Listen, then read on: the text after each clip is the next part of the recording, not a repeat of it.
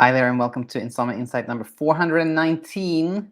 If you have wondered what the process is like of leaving insomnia and arriving at a place where you sleep well for the rest of your life, well, this episode is for you. I made this episode specifically to answer this common question that I get all the time, which is, what is the process like? What can I expect going into this? What should I be looking out for? What is it like? And so I've been pondering, a response to this question for a while, and it dawned upon me some weeks ago that there is this perfect analogy in a movie I watched more than 30 years ago, and it is the movie War Games from 1983, starring Matthew Broderick and others. There is a scene in the end that I'll just never forget. It just made such an impact on me. It impressed me so much, and I hope it'll be obvious to you why that is the case.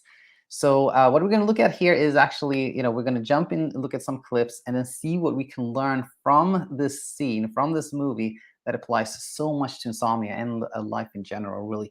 But okay, so for this to make sense, I need to tell you a little bit about the plot of this movie, okay? So Matthew Broderick is playing this character named Broderick. I don't know if that was a coincidence or not, but anyway, Broderick is this young guy. He's a hacker. For example, he hacks into his school computers and gives himself like straight A's and things of that nature. At some point, he, unbeknownst to himself, hacks into the Pentagon's like supercomputer and programs it to start a nuclear war against the Soviet Union. And this is in the Cold War era. And he doesn't know what he's done, but this is happening. And the only thing that's stopping this war, which leads to basically the destruction of the world, right? The only thing stopping that is that this supercomputer hasn't figured out the secret code yet, but it is in the process of figuring out this 10-digit secret code, right? And this computer has somehow developed like an intelligence of its own. It's kind of an AI machine at this point.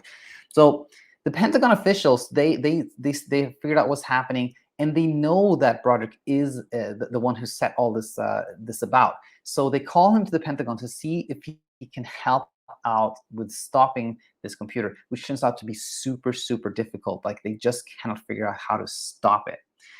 But at the very critical moment, which we're going to look at, Broderick has an idea. He has this idea that he can maybe play tic-tac-toe against the computer to teach it something. It turns out that this process is a little slow, so he has a new idea, but that is in the context. That's where we'll start. So let's jump right in here and take from there. I hope you're as excited to see this as I am every single time I watch this scene. Let's take a look. Put X in the center square. No.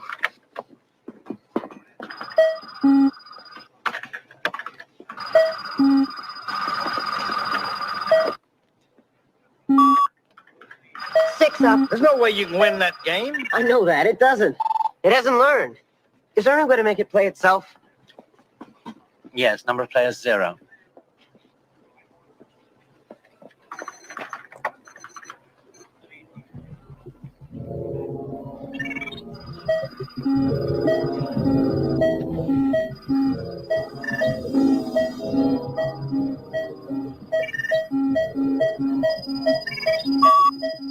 Seven.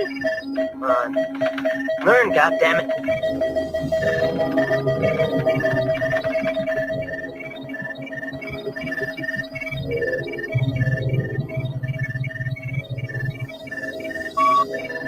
Eight.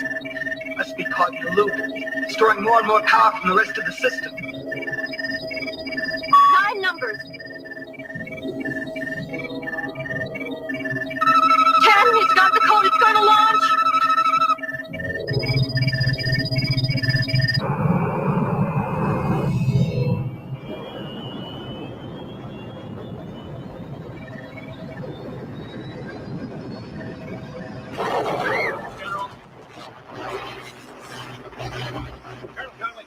Get me a launch status report. All right, we'll pause there for a second. As you probably saw, Broderick, he made this supercomputer play tic-tac-toe against itself, and we can tell that something has happened. And when you're watching this movie, you have a sense that this is kind of climactic. You think that I think something good happened, but you're not really sure. It's very, very chaotic. So we'll skip like 2 minutes of kind of chaos here, and then skip, and then look at here. 420 is where we want to jump in and see kind of the resolution of all this. Let's take a look.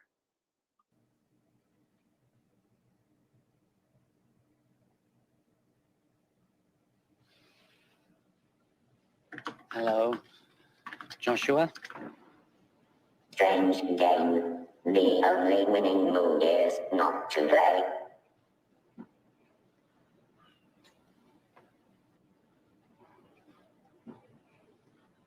How about a nice game of... That was it. And by the way, preparing this video today, I was actually dumbfounded by that sentence from the computer. A strange game. The only winning move is not to play. I was like, oh my gosh, this is exactly like Insomnia. I was kind of really struck by that. And we'll talk more about that in a second. But I hope it was obvious sort of what happened here, which is like Broderick taught the computer to play tic-tac-toe against itself. It just kept on playing. It saw that it couldn't win. It just couldn't win, and suddenly, like, everything became really peaceful. The war didn't happen. Everything became very nice and quiet. So what can we learn from this? Well, first of all, like going back to the question, what is the process like?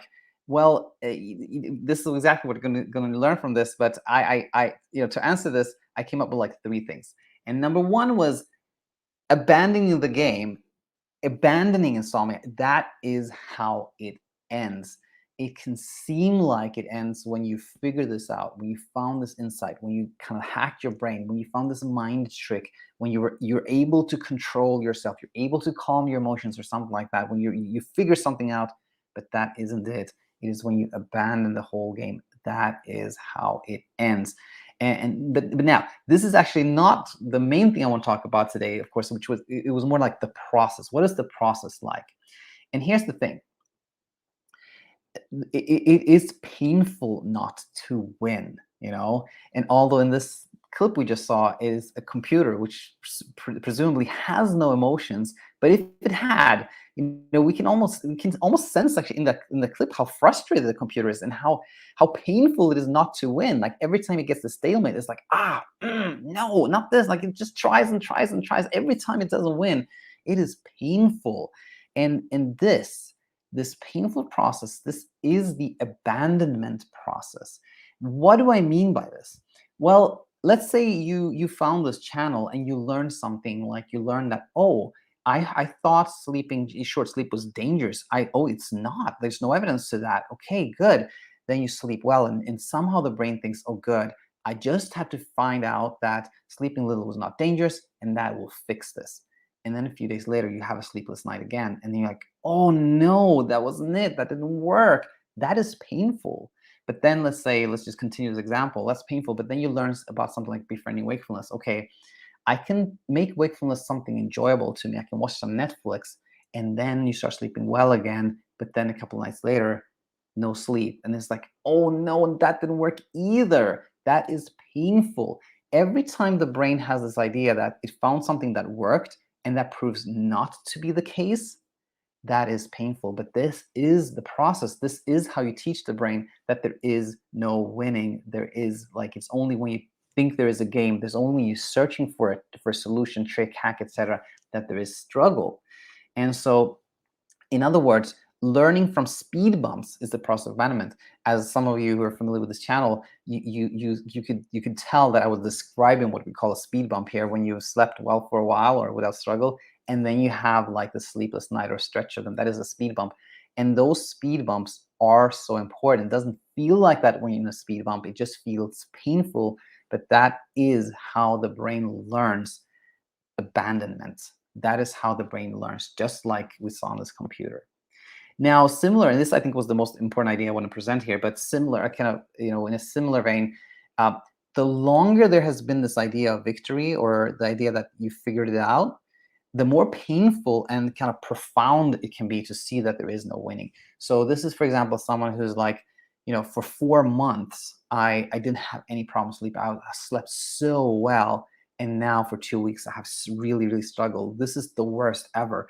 Of course it is, because the idea of like that you figured it out, that you won, it had been kind of entrenched now. There was a strong sense of like, yes, I got this. And when that is disproved, it's like, oh, the defeat is so hard. Like that is so difficult. But it is just more, it just is more to learn. It's just like a little bit more to learn. And you'll see that everything becomes really peaceful when you follow this process. You go through the pain of it. You see that teaching the brain that there is no way to win, no trick nor hack on that. You see that is the process. Everything becomes easier. And I want to end this with, of course, there's no other way to end. I had to, of course, end this episode with that amazing quote that just struck me. A strange game. The only winning move is not to play. Joshua, that supercomputer. Hope this made sense to you and that things became a little bit more clear. Let me know in the comment section what you thought, and I hope to have you back here real soon. Until then, take it easy and look forward to having you back here soon.